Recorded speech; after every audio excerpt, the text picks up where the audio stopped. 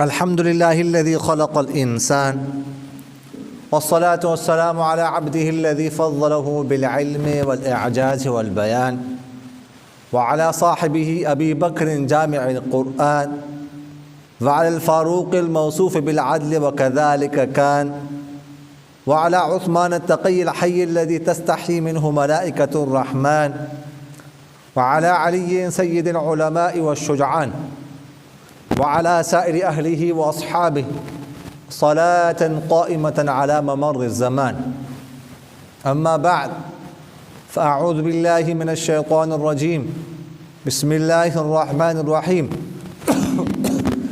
قد أفلح المؤمنون الذين هم في صلاتهم خاشعون والذين هم عن اللغو معرضون والذين هم للزكاة فاعلون والذين هم لفروجهم حافظون إلا على أزواجهم أو ما ملكت أيمانهم فإنهم غير ملومين فمن ابتغى وراء ذلك فأولئك هم العادون.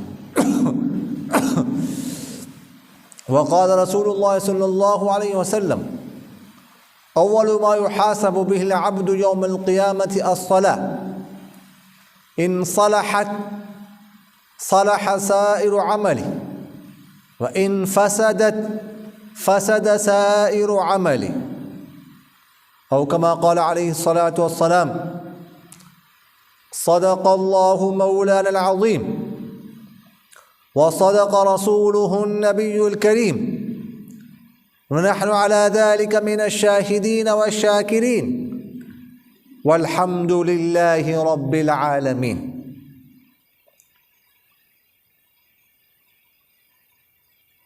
عزیزان من، بزرگان محترم، قرآن پاک میں سورہ المؤمنون کے بالکل شروع میں اللہ تعالی جل جلالہ فرماتے ہیں: قد افلح المؤمنون.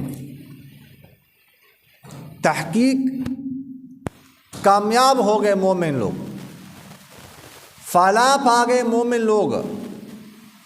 فلاح کس کو کہتے ہیں؟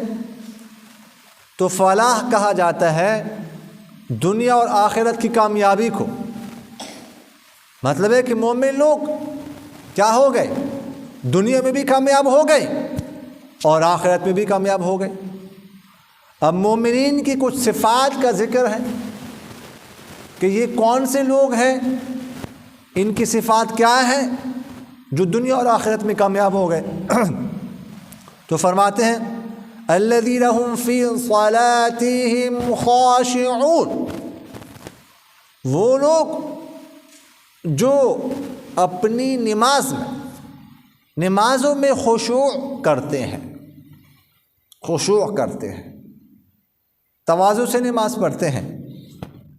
وہ لوگ، یہ پہلی صفت ہے والمومنوں کی. اب وہ نماز کے لیے، نماز میں تواضع کے لیے دو قسم کے لفظ استعمال ہوتے ہیں. ایک لفظ ہے خضوع، خا ضاد واو عین، اور دوسرے خشوع، یہاں پر ضاد کے بجائے شین ہے. خضوع اور خشوع یہ دو الفاظ استعمال ہوتے ہیں. تو خضوع کسے کہتے ہیں؟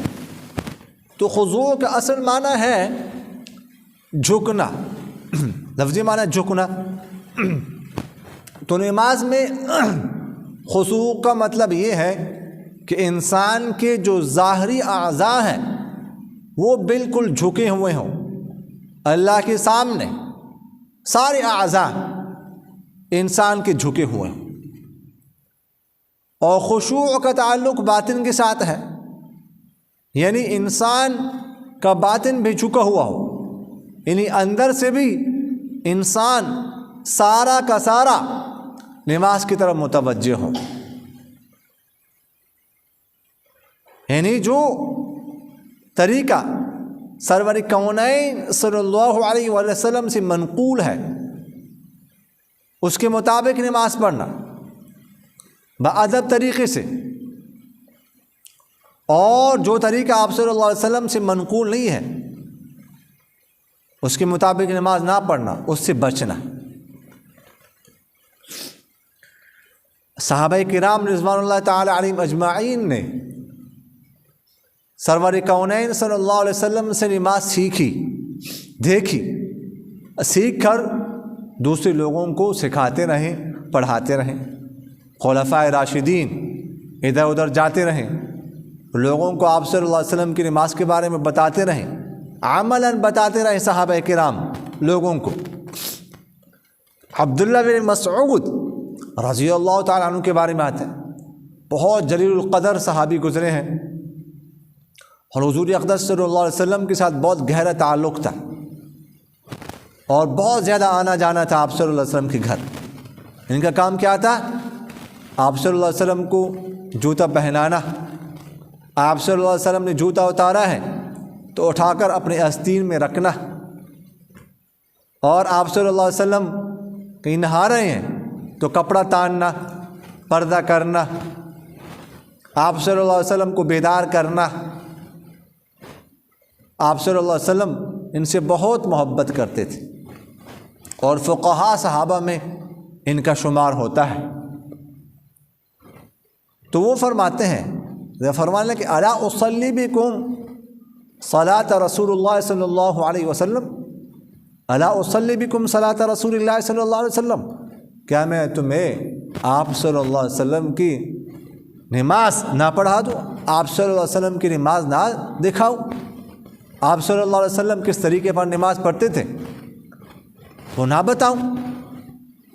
یعنی عملاً، کیونکہ آپ صلی اللہ علیہ وسلم نے صحابہ سے فرمایا تھا صلو کما رأیتمونی اصلی، کہ جس طرح تم مجھے دیکھتے ہو نماز پڑھتے ہوئے، جس طرح میں نماز پڑھتا ہوں تو اسی طرح نماز پڑھا کرو، اسی طرح نماز پڑھا کرو، یعنی میرے طریقے کے مطابق نماز پڑھنی۔ سمجھ آگے کہ نہیں آئی؟ تو صحابہ کرام اسی طرح کرتے رہیں، لوگوں بتاتے رہیں۔ تو سنت کے مطابق نماز پڑھنا ضروری ہے۔ سب سے پہلے جب ہم کھڑے ہوں نماز کے لیے تو ہم پوری کی پوری طرح قبلے کی طرف ہمارا رخ ہو، پاؤں کا بھی، سینے کا بھی، چہرے کا بھی۔ اگر تھوڑی دیر کے لیے سینہ ہٹ بھی جائے تو اس سے نماز فاسد نہیں ہوتی، لیکن یہ سنت کے خلاف ہے، سینہ پھیرنا نہیں چاہیے قبلے سے، اور پاؤں بالکل قبلے کی جانب ہو، پاؤں کے پنجے کا رخ قبلے کی جانب ہو۔ اصل میں لوگ کیا کرتے ہیں جی، ایسے کھڑے ہوتے ہیں کہ جو پاؤں کے پنجوں کا رخ ہے وہ قبلے کی جانب نہیں ہوتا، دائیں جانب ہوتا ہے، بائیں جانب ہوتا ہے، اس طرح کھڑے ہوتے ہیں۔ تو یہ سنت کے مطابق کھڑا ہونا نہیں ہے، تو پاؤں کو بالکل سیدھا قبلے کی جانب ہم نے رکھنا ہے۔ اور اس کے بعد ہاتھوں کو اٹھانا ہے، تو ہاتھوں کو جب ہم اٹھائیں تو اٹھاتے وقت جب اللہ اکبر ہم کہتے ہیں، انگلیوں کو اپنے حالت پہ چھوڑنا ہے، نہ بالکل بند کرنا ہے اور نہ اس طرح کھلا چھوڑنا ہے، اپنی جس طرح ہے اس طرح چھوڑیں ہم۔ اور جو ہتھیلیے ہیں ہماری، ان کا رخ بالکل قبلے کے جانب ہو، سیدھا یوں کر کے نماز پڑھنی ہے۔ اور جو انگوٹھے ہیں دو، ان کے جو سرے ہیں، ان کے سرے یہ کان کے لوگ کے برابر، یا ٹچ کرے یا برابر کرے، ایسے۔ بعض لوگ کیا کرتے ہیں جی، ہاتھوں کو اٹھاتے تو یوں اٹھاتے ہیں، یوں ایسے اللہ اکبر، یعنی ہتھیلیوں کا رخ جو ہے نا وہ کانوں کی طرف ہوتا ہے، یہ غلطی ہے، ایسا نہیں ہونا چاہیے۔ اچھا، بعض لوگ کیا کرتے ہیں کہ اللہ اکبر یوں کرتے ہیں، ہتھیلیوں کا رخ آسمان کی طرف ہوتا ہے، یہ بھی غلطی ہے، ایسے بھی نہیں کرنا چاہیے۔ اللہ اکبر بالکل سیدھا، جو ہتھیلیے ہیں ان کا رخ کیا ہو، قبلے کی طرف، یہ صحیح طریقہ ہے۔ اور جیسے میں نے آپ سے عرض کیا کہ انگوٹھے کے سرے کان کے لوگ کے برابر یا کان کے لوگ کے ساتھ ملائے جائے۔ اور اللہ اکبر کا حج۔ اچھا یہ مسئلہ ذہن میں رکھیے گا کہ نیت جو ہے نا، نیت یہ دل کے ارادے کا نام ہے،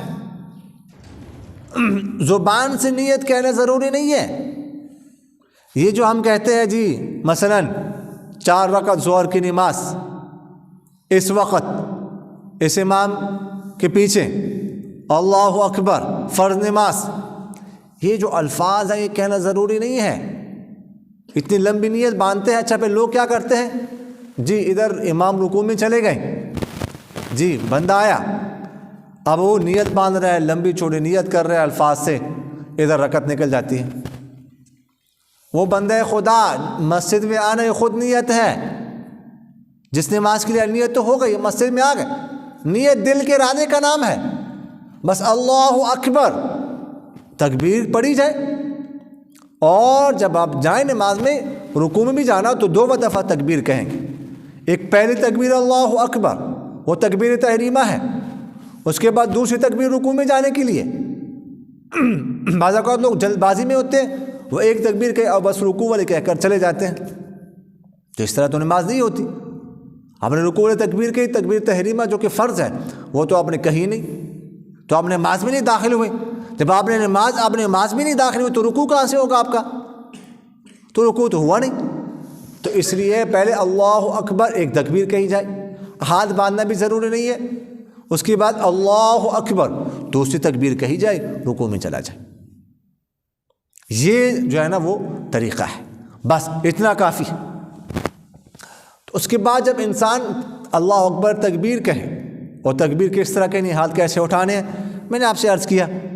اس کے بعد جب ہم قرات شروع کریں تو ہماری نگاہ جہاں پر ہم سجدہ کرتے ہیں، سجدے کی جگہ میں وہاں پر ہونے چاہیے۔ ادھر بعض لوگوں کی عادت ہوتی ہے، وہ کھڑے ہیں جی، ادھر دائیں طرف دیکھ رہے ہیں تو بائیں طرف دیکھ رہے ہیں تو اوپر دیکھ رہے ہیں، ادھر ادھر دیکھ رہے ہیں۔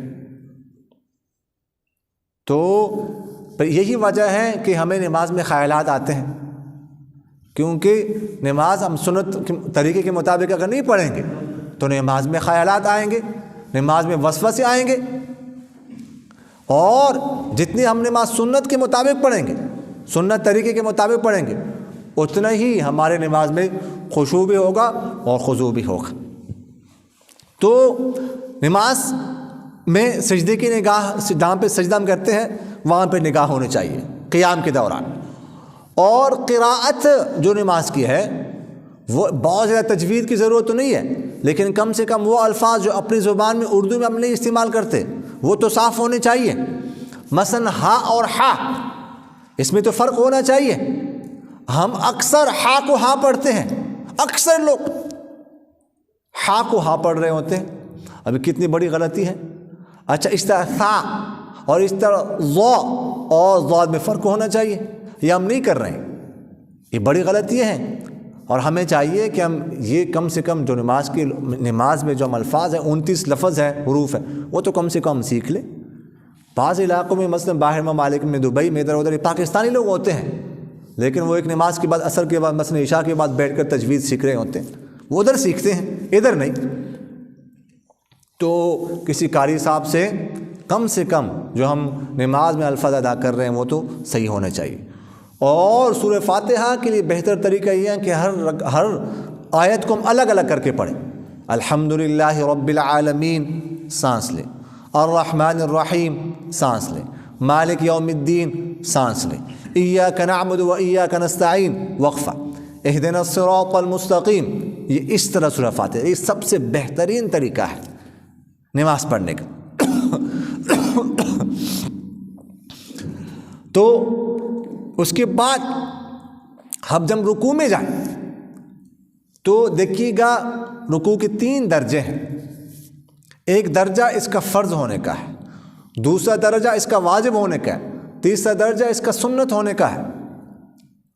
اگر فرض درجہ رہ جائے تو نماز ہوتی نہیں، سجدہ سہو سے بھی نہیں ہوتی۔ رکوع کا فرض درجہ کیا ہے کہ ہم جب جھکنا شروع کریں تو جہاں پر جھکنے کا عمل ہمارا ختم ہو جائے نا، بس یہ فرض درجہ ادا ہو گیا، یعنی ہمارے ہاتھ گھٹنوں تک پہنچ جائے۔ ٹھیک ہے، جھکنے کا عمل ختم ہو جائے۔ اگر کوئی اتنا جھکا ہی نہیں، بس صرف اشارہ کر کے کھڑا ہو گیا جیسے بعض لوگ پڑھتے ہیں، تو رکوع نہیں ہوا، نماز نہیں ہوئی، سجدہ سہو سے بھی نماز نہیں ہوتی۔ اور دوسرا اس کا ہے واجب درجہ۔ واجب درجہ یہ ہے کہ جب رکوع میں انسان جائے تو اتنی دیر کے لیے وہاں پر رہے جتنی دیر میں ایک دفعہ سبحان اللہ کہہ سکتے ہیں۔ اب بعض لوگ جاتے ہی فوراً کھڑے ہو جاتے ہیں۔ اب اگر واجب درجہ رہ جائے، اگر کسی سے بھول کر رہ جائے تو آخر میں سجدہ سہو کرنا پڑتا ہے، سجدہ سہو ضروری ہوتا ہے، وہ کر لے تو نماز ہو جائے گی۔ اگر کسی نے قصداً واجب چھوڑ دیا تو نماز نہیں ہوئی، جس طرح فرض چھوڑنے سے نماز نہیں ہوتی، اب سجدہ سہو کرنے سے بھی نماز نہیں ہوتی۔ اسی طرح اگر کسی کو مسئلے کا علم نہیں تھا اور واجب چھوڑ دیا تب بھی نماز نہیں ہوتی، سجدہ سہو کرنے سے بھی نماز نہیں ہوتی۔ اس لیے کہ مسئلے کا علم نہ ہونا یہ عذر نہیں ہے۔ کوئی یہ نہیں کہہ سکتا مجھے مسئلے کا علم نہیں تھا کل قیامت کو۔ اللہ تعالیٰ فرمائیں گے آپ کو مسئلے کا علم کیوں نہیں تھا، نماز کے مسائل آپ نے کیوں نہیں سیکھے؟ اتنے زیادہ مسائل تو نہیں، ہم نے تو پی ایچ ڈی کر لی جی، اتنی زیادہ کتابیں پڑھ لی کہ گدھا نہیں اٹھا سکتا، تو کیا ہم سے پوچھا جائے کہ آپ نے نماز کے بارے میں کوئی کتاب پڑھی تھی کہ نہیں، نماز کے مسائل آپ نے سیکھے تھے کہ نہیں؟ تو یہ عذر خواہی تو ہم نہیں کر سکتے اللہ کے سامنے کل کو۔ تو یہ ہے واجب درجہ۔ اور تیسرا درجہ رکوع کا جو ہے وہ سنت درجہ ہے۔ سنت درجہ یہ ہے کہ رکوع میں اتنی دیر رہیں ہم جتنی دیر میں 3 دفعہ سبحان اللہ کہہ سکتے ہیں۔ زیادہ بھی رہ سکتے ہیں رکوع میں، لیکن اتنی دیر گزارنا یہ سنت درجہ ہے۔ اب اتنی دیر ہم گزاریں گے تو ہماری نماز سنت کے مطابق ہو جائے گی، ہمیں جو سنت کا نور ہے وہ حاصل ہوگا، اور اس کی قبولیت میں جو ہے نا وہ اضافہ ہوگا۔ اگر سنت کے مطابق نہیں پڑھیں گے تو سنت کا جو نور ہے ہماری نماز اس سے خالی ہو جائے گی۔ جب سنت کی نور سے خالی ہو جائے گی تو آپ اندازہ لگا لیں کہ کتنے اس میں کمی آئے گی قبول ہونے میں۔ اس کے بعد ہم رکوع سے جب کھڑے ہوتے تو قومہ، رکوع کے بعد جو کھڑے ہوتے اس کو قومہ کہتے ہیں۔ اب قومے کے 2 درجے ہیں، ایک ہے واجب درجہ اور دوسرا ہے سنت درجہ۔ تو قومے کا واجب درجہ یہ ہے کہ انسان اتنا کھڑا ہو جائے کہ کمر بالکل سیدھی ہو جائے، یہ واجب درجہ ہے۔ اگر کوئی اتنا ہی کھڑا نہیں ہوتا، کمر بالکل سیدھی ہوتی نہیں کہ سجدے میں چلا جاتا ہے، تو اب یہی اس نے واجب چھوڑ دیا۔ اب اگر بھول کر ایسا ہوا تو آخر میں سجدہ سہو کرنا پڑے گا، پھر نماز ہوگی۔ اگر جان بوجھ کر ایسا کیا تو نماز نہیں ہوئی، سجدہ سہو کرنے سے بھی نماز نہیں ہوگی۔ اسی طرح اگر مسئلے کا علم نہیں تھا، ایسا کیا پھر بھی نماز نہیں ہوئی، اور سجدہ سہو کرنے سے بھی نماز نہیں ہوتی۔ اب آپ اندازہ لگا لیں کہ کتنے فیصد لوگ ایسے ہیں جو رکوع سے جب کھڑے ہوتے ہیں تو کمر سیدھی نہیں کرتے، کمر سیدھی کیے بغیر فوراً سجدے میں چلے جاتے ہیں۔ روزانہ ہم دیکھتے ہیں کہ نہیں دیکھتے؟ نماز نہیں ہوئی، کتنے لوگ اس میں مبتلا ہیں۔ تو یہ واجب درجہ ہے۔ اور قومے کا ایک درجہ سنت درجہ ہے۔ سنت درجہ قومے کا یہ ہے کہ 3 دفعہ سبحان اللہ کہنے کی مقدار وہاں پر انسان رک جائے، ٹھہر جائے۔ حضور اقدس صلی اللہ علیہ وسلم کے بارے میں آتا ہے کہ سرکار دو عالم صلی اللہ علیہ وسلم کا رکوع، قومہ، سجدہ اور جلسہ یہ چاروں برابر ہوتے تھے۔ جتنی دیر رکوع میں لگائی اتنی دیر قومے میں، اتنی دیر سجدے میں، اور اتنی دیر جو 2 سجدوں کے درمیان بیٹھتے اس کو جلسہ کہتے ہیں، اس میں لگاتے تھے۔ تو یہ نماز کو صحیح کرنا، سنت کے مطابق پڑھنا ضروری ہے۔ ہم تو سنت کے مطابق نہیں، ہم تو فرائض کا اہتمام نہیں کرتے، واجبات کا اہتمام نہیں کرتے۔ تو حضور اقدس صلی اللہ علیہ وسلم کا ارشاد مبارک ہے، اول ما یحاسب به العبد یوم القیامۃ الصلاۃ، کہ قیامت کے دن سب سے پہلے نماز کا حساب کیا جائے گا۔ ان صلحت صلح سائر عمل، اگر نماز صحیح نکل آئی تو باقی سارے اعمال بھی درست ہوں گے۔ وان فسدت فسد سائر عمل، اگر نماز خراب ہو گئی، نماز میں کوئی کمی رہ گئی تو پھر سارے اعمال ہمارے خراب ہو گئے، سارے اعمال میں ہماری کمی رہ گئی۔ اللہ تعالیٰ مجھے اور آپ حضرات کو ان باتوں پر عمل کرنے کی توفیق نصیب فرمائے۔